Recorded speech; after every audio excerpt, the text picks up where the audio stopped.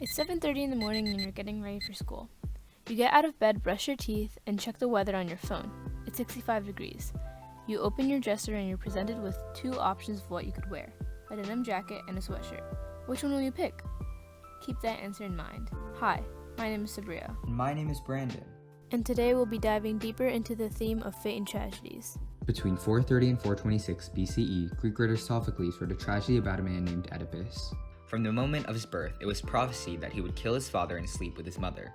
Out of his father's fear of dying, he abandons Oedipus and leaves him on a mountain. Oedipus ends up killing a stranger and marrying Iocaste.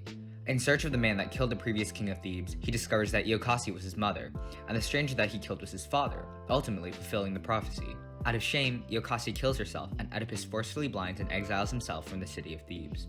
The story doesn't end there, though. Sophocles wrote a follow-up tragedy in which his daughter, Antigone, becomes the protagonist. King Creon forbids Polynices, Antigone's brother, a proper funeral since he fought against Thebes. Antigone goes against Creon's wishes, but gets caught. Before Creon could finalize her punishment, Antigone kills herself, which causes her husband, Hymen, who is also Creon's son, to kill himself, and his mother to kill himself. Remember when you were asked to pick between a denim jacket and a sweatshirt? How'd you figure out your answer? You probably didn't think too much about it.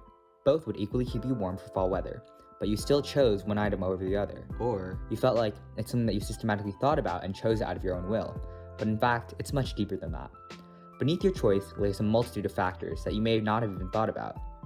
Maybe you picked the sweatshirt because it went well with your new shoes, or because you've seen your favorite celebrity pull it off on Instagram. Or maybe you chose the denim jacket because 80s fashion's making a comeback.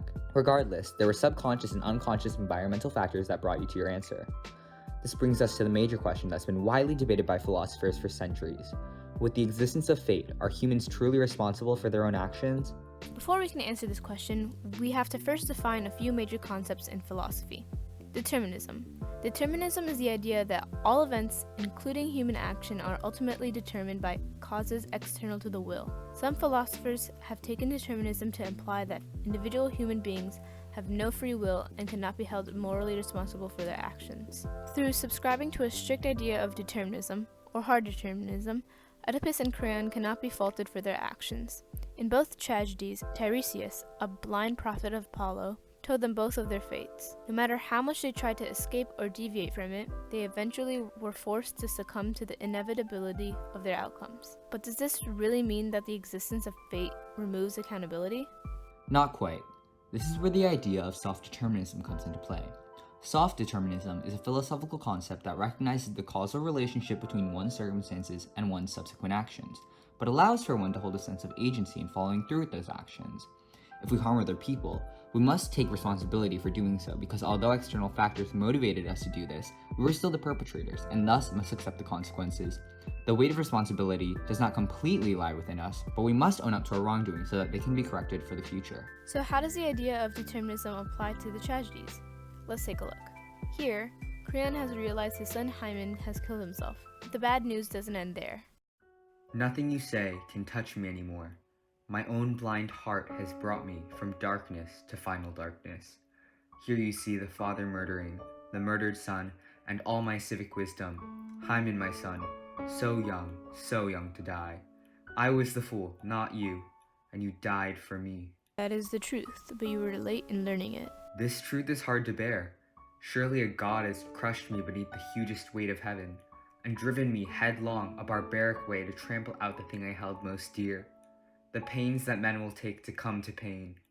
The burden you carry in your hands is heavy, but it is not all. You will find more in your house. What burden worse than this shall I find there? The queen is dead. O port of death, deaf world, is there no pity for me? And you, angel of evil, I was dead, and your words are death again.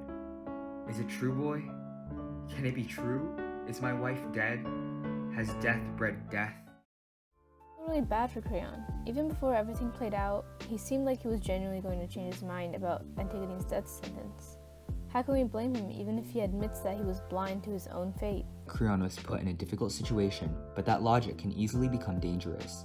Just because we can understand that he didn't intend to cause harm, doesn't mean that he shouldn't be held accountable. Take, for example, a school shooter. There are many reasons behind why one may feel compelled to resort to that form of violence. They could be facing abuse, mental health issues, or even loneliness. We can understand those reasons to an extent, but that doesn't necessarily excuse their actions. If we say that fate is the cause for every decision a person makes, there will be no way to understand the idea of consequence because the blame will never fall on them. It's quite possible that we should fault Crayon for his actions. Throughout his scene, he constantly blames himself for what he's done and feels as though he has been blind to the destruction he has created. However, he had a real-world impact that caused a lot of harm onto many people. This doesn't mean we can understand his circumstances, but at the end of the day, the physical and emotional effects were damaging.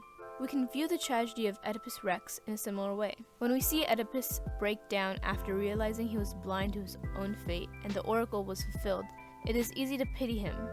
However, he ultimately was responsible for killing his own father and sleeping with his mother, even if it was inadvertently. When you pose a real-world threat to those around you, it's dangerous to fully think about consequences with a hard, deterministic mindset. So what does this mean for you, the viewer of this video? The question is not about whether or not fate exists. Even if fate does exist, we are still responsible for our actions. Our circumstances can motivate us to do something, but when we inflict harm, we have to be faulted for the implications that are created. Ultimately, despite us not being able to fully control the external factors that propel our actions, we're still accountable for the impact we have on our physical reality.